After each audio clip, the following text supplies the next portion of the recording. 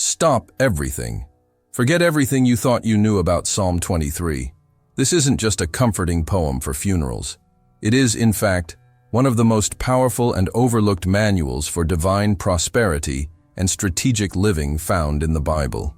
What's often translated as comfort was, in its original language, a profound treatise on how to dominate any valley of the shadow of death that appears in your financial, spiritual, and emotional life. What if I told you Psalm 23 isn't about mere rest, but about divine dominion? That "the Lord is my shepherd, I shall not want" isn't a phrase of solace, but a powerful declaration of sovereignty and reality creation? Most people recite it in moments of fear, seeking relief. But the true secret of this psalm is that it wasn't written for those needing consolation, but for those desiring power. The power to manifest, the power to create abundance, the power to transmute scarcity into overflowing prosperity. This is the hidden code almost no one perceives. Psalm 23 is a map, a divine blueprint to transform fear into active faith, lack into certainty, and loss into creation. Every word within it was meticulously placed to awaken something deep inside you, a forgotten remembrance that you were never a victim of the world, but a co-creator of it. When David penned this psalm, he wasn't on a comfortable throne. He was being hunted, fleeing for his life. Yet he wrote, "I shall not want." Think about that. He didn't say, "I won't want someday."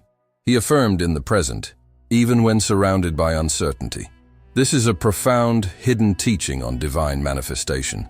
It's the consciousness of one who knows the invisible realm, responds to what is proclaimed with absolute faith, not to what is pleaded for in desperation.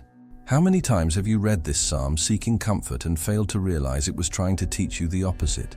How to generate prosperity in the midst of chaos. How to access the state of consciousness where the valley of the shadow of death is no longer a place of pain but of divine revelation. That's what we're going to delve into. And the most impressive thing is that the more you comprehend the true code behind these words, the more you perceive that all of reality around you begins to respond differently. What once seemed like bad luck starts to align. What once seemed like lack begins to multiply. And there's a crucial point you must grasp before we continue. This psalm doesn't operate like a mere spell, but like a divine frequency. Each verse is a vibrational command. It was structured to reshape the mind, adjust the emotional field, and elevate your energetic frequency. When you truly understand it from the inside out, you align with the very consciousness that enabled David to transform persecution into victory, fear into unshakable confidence, and barrenness into supernatural abundance. This is the true key. The power isn't in repeating the words, but in understanding the consciousness behind them. Therefore, as you listen to this video, keep an open mind. What will be revealed here can completely change the way you perceive wealth, faith, and even the very idea of comfort. We are going to dive deep into the message that has been distorted over centuries. A message that teaches how true comfort isn't the absence of struggle, but the unwavering certainty that every shadow is a bridge to divine prosperity. And before we go deeper, remember, nothing happens by chance. If this video reached you, it's because there's something within you ready to awaken, something that knows life doesn't have to be a succession of scarcity, fear, or uncertainty. There is a hidden code waiting to be activated within you, and it begins now. So, if what you want is to go beyond what the eyes can see, and discover how to transform faith into tangible, real prosperity, don't forget to hit that like button and subscribe to the channel, because what you're about to hear could be the divine turning point your spirit has long awaited. And if at any point during this journey, something within you vibrates, if any word touches your heart and makes you think this is exactly what I needed, then know that there is an even deeper gift waiting for you. Special content that can expand this revelation and show you how to apply this code in your own life. It's available in the link in the first pinned comment. It's something you will understand from within, not just with your mind. Click and discover, because there are truths that can no longer wait to be remembered. Now take a deep breath. Let's decipher together what Psalm 23 truly meant, and why the final revelation it holds is the most powerful of all. When David wrote Psalm 23, he was living the opposite of what we today call comfort. He was a hunted man, sleeping in caves, fleeing enemies, surrounded by uncertainty and pain. And yet, from him came one of the most powerful affirmations ever recorded. "The Lord is my shepherd, I shall not want." This phrase isn't about tranquility. It's about divine command. It's the consciousness of one who understood that lack is an illusion created by a mind disconnected from the source. David didn't just hope God would resolve everything. He declared it was already resolved. This is the profound difference between asking and creating, between pleading and manifesting. And this is where the true wealth code of Psalm 23 begins. When he says, "The Lord is my shepherd," David is establishing a vibrational hierarchy. The Lord here is not a distant entity, but the creative consciousness within each of us. It is the divine energy that guides thought, feeling, and movement. When you recognize this force as your shepherd, you are declaring that your mind and emotions will not be guided by scarcity, doubt, or fear, but by the ever-present reality of abundance. It is a mental code that transforms the way you relate to the world, because the secret is simple, yet profound. What guides you determines what follows you. If your mind is guided by lack, life follows you with scarcity. If it is guided by abundance, life follows you with fullness. What David did was align his vibration to the certainty of divine provision, even amidst chaos, and that changes everything. Because when he declares, "I shall not want," he is not describing what he saw with his eyes, but what he felt in his soul. He was in a place of consciousness where the invisible was more real than the visible. This is the first step to true prosperity, the faith that sees before it exists. But the psalm doesn't stop there. It continues. "He makes me lie down in green pastures. He leads me beside the still waters." These words speak of the state of inner harmony that attracts the flow of life. Green pastures aren't just fields of rest. They are symbols of divine fertility, of new ideas, of open pathways for abundance. And still waters represent the flow of purified emotion, when the mind ceases to resist and the heart returns to unwavering trust. This passage reminds us that true wealth doesn't spring from frantic effort, but from the divine balance between inspired action and surrender. When the mind is at peace, the flow of life reorganizes itself. When you cease the inner struggle, doors open naturally. How many times have you tried to achieve something with force, with desperation, and it seemed that the harder you tried, the further it became? Psalm 23 reveals that abundance is not conquered, it is accessed. And to access it, you must be in the frequency of the shepherd, not the lost sheep. The sheep chases, fears, doubts. The shepherd guides, trusts, manifests. It is a shift in energetic posture. David understood this, and that is why he wrote, "He restores my soul. He leads me in the paths of righteousness for his name's sake." This is the moment the psalm reveals the second hidden code. The righteousness here isn't divine punishment. It's vibrational alignment. It's the universe returning to you precisely what you vibrate. If you vibrate fear, you receive more reasons to fear. If you vibrate faith, you receive more reasons to trust and prosper. For his name's sake, meaning for the sake of the divine consciousness that dwells within you, the universe aligns with your vibration. This means divine prosperity isn't a favor from God. It's a direct reflection of your attunement with him. But the true test comes in the next phrase.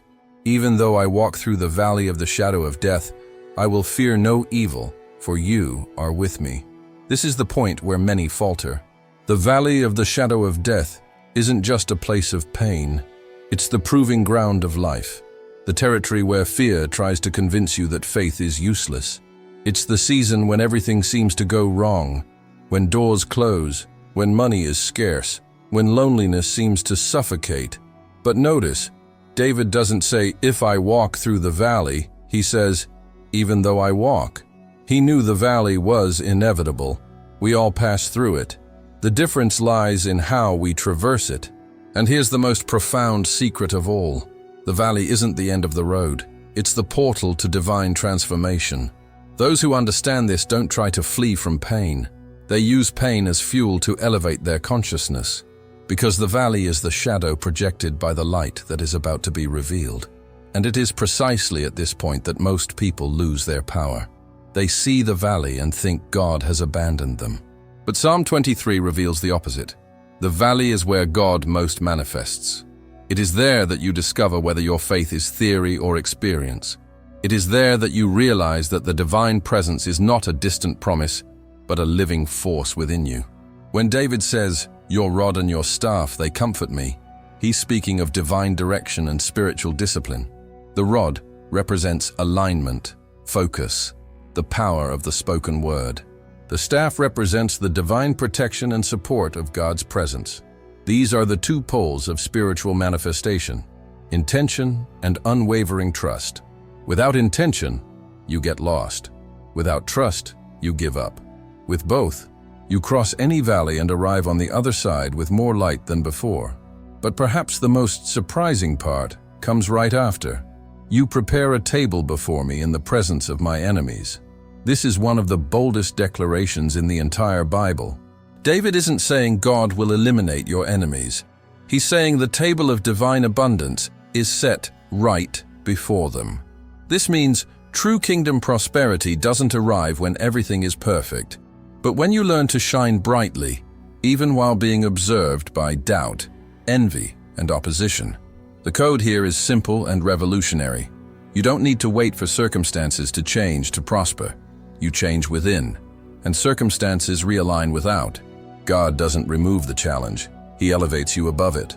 And that elevation is the true divine wealth. And notice what comes next. You anoint my head with oil, my cup runs over. In spiritual language, the oil symbolizes divine clarity and activation. It's when your mind opens, and you begin to perceive the world as it truly is, a mirror of your God consciousness. When this happens, your cup, representing your emotional field, begins to overflow. This overflow is the state of full manifestation. It's when you no longer need to chase anything, because everything begins to flow naturally to you. The right ideas appear, the right people approach, the right opportunities reveal themselves. And it's at this point that many realize Psalm 23 is, in fact, a manual for total divine alignment, mental, emotional, and spiritual. And before you continue, pay attention. If something within you is awakening with these words, if you feel you're beginning to understand what "I shall not want" truly means, there is something special that can help you deepen this awakening. Something made for those ready to go beyond words and enter the experience. The link is in the first pinned comment. Click and see what has been prepared for you. Now, returning to the psalm, we reach the final part, and perhaps the most misinterpreted of all. Surely goodness and mercy shall follow me all the days of my life. This isn't a passive statement of hope. It's a powerful declaration of vibrational power. David isn't saying maybe or perhaps. He says surely. This word is the key. It's the language of one who masters the field of divine manifestation. Because when you vibrate with certainty, the universe has no choice but to respond. And notice he says, follow me. This means goodness and mercy don't need to be sought. They become your natural shadow. They accompany you. Wherever you go, they go. This is the zenith of the wealth code, when abundance ceases to be something you seek and becomes something you are. And then he concludes, and I will dwell in the house of the Lord forever. But what is the house of the Lord? It's not a physical temple. It's the state of divine consciousness where you recognize God's presence within everything. It's the spiritual home of abundance. It's the inner place where there is no fear, because you know that all things work together for your good, a core kingdom principle. To dwell in this house means to live in a state of constant divine trust, even when the world seems to crumble. It means understanding that every valley is an invitation to a higher level of consciousness and prosperity. Psalm 23, therefore, isn't about comfort. It's about divine power. It's the kingdom map that teaches you to transform desperation into dominion, fear into unwavering faith, and faith into tangible manifestation. It's a reminder that abundance isn't a distant promise, but a natural condition for those who align with the divine source. And most importantly, it wasn't written for those who gave up, but for those who are ready to remember who they truly are. Because when you truly comprehend that you shall not want, there is no longer room for doubt. The shadow loses its power. The valley transforms into a pathway, and life, finally, begins to respond to your true divine essence. and perhaps now you perceive what has always been before you, but which the limited translation of words had hidden. Psalm 23 was never a prayer of lament, but an activation of inner power. David wasn't trying to calm fear, he was awakening creative faith. He didn't write for us to weep, but for us to remember that within each of us exists the same divine spark that governs the universe, the same force that transforms desert into garden, scarcity into overflow, shadow into light. The true secret of Psalm 23 is that it doesn't invite you to ask, but to assume the position of one who knows they are an heir to abundance, not a beggar for luck. When David declares, "I shall not want," he is, in fact, teaching the language of creation. Because the universe doesn't respond to what you desire, it responds to what you are. And what you are is defined by what you affirm with certainty, even when everything around tries to prove you wrong. How many times have you been in your own valley of the shadow of death? That moment when everything seems dark, when fear of the future paralyzes you, when faith seems too small for the size of the pain. This valley might be named debt, loss, betrayal, or illness. But the psalm reminds you, even there you shall not want. Even there is a hidden purpose. The valley is not the end, it is the portal. And it is by traversing this portal with faith that you activate what David himself experienced, the power to transform the impossible into victory. That is why he speaks of a table prepared in the presence of enemies, because when consciousness awakens, the enemy ceases to be a threat and becomes a witness to your elevation. And what was once persecution transforms into confirmation. What was once scarcity transforms into a sign of imminent prosperity. This is the movement of divine energy. It transforms pain into a stepping stone, fear into direction, and chaos into clarity. When he says, "You anoint my head with oil, my cup runs over," he is describing the pinnacle of co-creation. The oil is divine wisdom, the clarity that allows you to see beyond the apparent. The cup is your emotional field, and when it overflows, it means you have already become a source. You no longer seek, you radiate. It is when you finally understand that to prosper is to remember who you are, not to conquer something that is lacking. And this is the essence of the hidden message of Psalm 23. Prosperity is consciousness. It is the recognition that you and the source are one. When this truth settles in, fear loses its power, the valley loses its weight, and life begins to conspire in your favor. It's as if each verse were a ladder, and as you climb each rung, you become lighter, freer, more whole. The last verse seals it all. "I will dwell in the house of the Lord forever." This is not a promise for after death. It is a revelation about the now.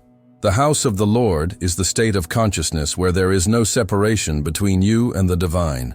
It is the vibrational home of abundance, where the soul rests, not because everything is perfect, but because it knows that everything is in divine order. To dwell in this house is to live with the certainty that, even when the waves churn, the ocean remains the same. And it is at this point that Psalm 23 ceases to be just a text and becomes an experience. A spiritual password for those ready to abandon the mentality of lack and activate the vibration of creation. The comfort it offers is not fleeting relief, but the silent strength that arises when you realize the entire universe moves in your favor. Perhaps the greatest revelation of all, the one you promised yourself to discover by the end of this video, is this. True comfort isn't having less pain. It's having more divine consciousness. It's knowing that every challenge is a disguised invitation, and that when you traverse the valley with faith, on the other side, there is always an overflowing cup. Therefore, as you finish this video, do not repeat Psalm 23 as one recites a memorized prayer. Feel each word as a command. Declare it as David declared, with conviction, with certainty, with divine authority. Because this psalm was not made to ask for something from outside, but to awaken what already exists within you. And if something within you has awakened, if this message has touched your heart, and you feel ready to deeply understand how to apply this consciousness in your life and transform faith into real prosperity, click the link in the first pinned comment. There lies the next step of this journey. something that will further expand this revelation and show you how to activate in practice your own I shall not want. Prosperity begins where fear ends. And perhaps today, right now, at this exact moment, your heart is ready to remember this truth. So, before you leave, if this message touched you, leave your like and subscribe to the channel. This is not just a gesture of support. It's a way of telling the universe, I choose to keep expanding. Because every time you choose the light, the valley illuminates. And when your consciousness awakens, the shadow disappears. Psalm 23 is not about comfort. It's about power. It's about dominion. It's about remembering that you were never a lost sheep. You have always been the shepherd of your own reality.